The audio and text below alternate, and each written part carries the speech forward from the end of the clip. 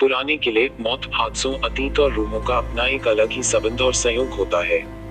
ऐसी कोई जगह जहां मौत का साया बनकर रूहें घूमती हो, उन जगहों पर इंसान अपने डर पर काबू नहीं कर पाता है और एक अजीब दुनिया के सामने जिसके बारे में उसे कोई अंदाजा नहीं होता है, अपने घुटने टेक देता है। दुनिया भर में कई ऐसे पुराने किले हैं जिनका अपना एक अलग ही काला अतीत है और वहां आज भी रूहों का वास है।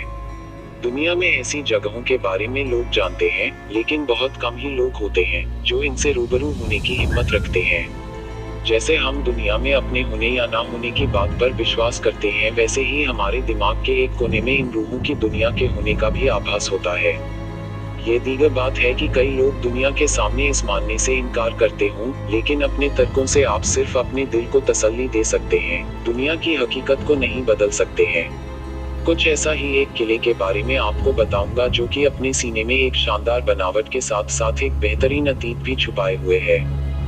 अभी तक आपने इस सीरीज के लेखों में केवल विदेश के भयानक और डरावनी जगहों के बारे में पढ़ा है, लेकिन आज आपको अपने ही देश यानी कि भारत के एक ऐसे डरावने किले के बारे में बताया जाएगा जहां सूरज डूबते ही रूहों का कब्जा हो जाता है और शुरू हो जाता है मौत का तांडव। राजस्थान के दिल जयपुर में स्थित इस किले को भानगढ़ के किले के नाम से जाना जाता है। भानगढ़ किले की रोमांचकारी सैर पर निकलते हैं। भानगढ़ किला एक शानदार अतीत के आगोश में। भानगढ़ किला 17वीं शताब्दी में बनवाया गया था। इस किले का निर्माण मान सिंह के छोटे भाई राजा माधो सिंह ने करवाया था। राजा माधो सिंह उस समय अकबर के सेना में जनरल के पद पर तैनात थे। उस समय भानगढ़ की जनसंख्या तकरीबन 10,000 थी। भानगढ़ अलवार जिले में स्थित एक शानदार किला है जो कि बहुत ही विशाल आकार में तैयार किया गया है। चारों तरफ से पहाड़ों से घिरे इस किले में बेहतरीन शिल्पकलाओं का प्रयोग किया गया है। इसके अलावा इस किले में भगवान शिव, हनुमान आदि के बेहतरीन और अति प्राचीन मंदिर विद्यमान है। इस किले में कुल 5 द्वार हैं और साथ साथ एक मुख्य दीवार है। इस किले में दृढ़ और मजबूत पत्थरों का प्रयोग किया गया है जो अति प्राचीन काल से अपने यथास्थिति में पड़े हुए हैं।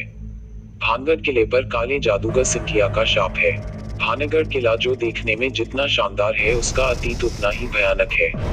आपको बता दें कि भानगढ़ किले के बारे में प्रसिद्ध एक कहानी के अनुसार भानगढ़ की राजकुमारी रत्नावती, जो कि नाम के ही अनुरूप बेहद खूबसूरत थी, उस समय उनके रूप की चर्चा पूरे राज्य में थी और 7 देश कोने कोने के राजकुमार उनसे विवाह करने के इच्छुक थे। उस समय उनकी उम्र महज 18 वर्ष ही थी और उनका यौवन उनके रूप में और निखार ला चुका था। उस समय कई राज्यों से उनके लिए विवाह के प्रस्ताव आ रहे थे। उसी दौरान वो एक बार किले से अपनी सखियों के साथ बाजार में निकली थी। राजकुमारी रत्नावती एक इत्र की दुकान पर पहुंची और वो इत्रों को हाथों में लेकर उसकी खुशबू ले रही थी। उसी समय उस दुकान से कुछ ही दूरी एक सिंघिया नाम व्यक्ति खड़ा होकर उन्हें बहुत ही गौर से देख रहा था। सिंघिया उसी राज्य में रहता था और वो काले जादू का महारथी था। ऐसा बताया जाता है कि वो राजकुमारी के रूप का दीवाना था और उनसे प्रगाढ़ प्रेम करता था।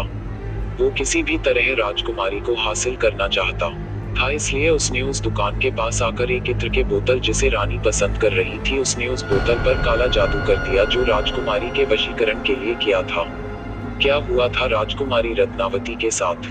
राजकुमारी रत्नावती ने उस इत्र के बोतल को उठाया, लेकिन उसे वही पास के एक पत्थर पर पटक दिया। पत्थर पर पटकते ही वो बोतल टूट गया और सारा इत्र उस पत्थर पर बिखर गया। इसके बाद से ही वो पत्थर फिसलते हुए उस तांत्रिक सिंघिया के पीछे चल पड़ा और तांत्रिक को कुलट दिया, जिससे उसकी मौके पर ही मौत हो गई। मरने से पहले तांत्रिक ने शाप दिया कि इस किले में रहने वाले सभी लोग जल्द ही मर जाएंगे और वो दोबारा जन्म नहीं ले सकेंगे और ताउम्र उनकी आत्माएं इस किले में भटकती रहेंगी। उस तांत्रिक के मौत के कुछ दिनों के बाद ही भानगढ़ और अजबगढ़ के बीच युद्ध हुआ, जिसमें किले में रहने वाले सारे लोग मारे गए। यहाँ तक कि राजकुमारी रत्नावती भी उस शाप से नहीं बच सकी और उनकी भी मौत हो गई। एक ही किले में एक साथ इतने बड़े कत्लेआम के बाद वहां मौत की चीखें गूंज गई और आज भी उस किले में उनकी रूहें घूमती हैं। किले में सूर्यास्त के बाद प्रवेश निषेध है। फिलहाल इस किले की देखरेख भारत सरकार द्वारा की जाती है। किले के चारों तरफ archaeological survey of India (ASI) की टीम मौजूद रहती है। ASI ने सख्त हिदायत दे रखा है कि सूर्यास्त के बाद इस इलाके किसी भी व्यक्ति के रुकने के लिए मनाही है। इस किले में जो भी सूर्यास्त के बाद गया वो कभी भी वापस नहीं आया है। कई बार लोगों को रूहों ने परेशान किया है और कुछ लोगों को अपने जान से हाथ धोना पड़ा है। इस ऐतिहासिक किले की यात्रा करने के लिए आप नीचे दिए गए लिंक पर क्लिक करें और जानें कि आप कैसे इस जगह जा सकते हैं। किले में रूहों का कब्जा है। इस किले में कत्लेआम किए गए लोगों की रूहें आज भी भटकती हैं।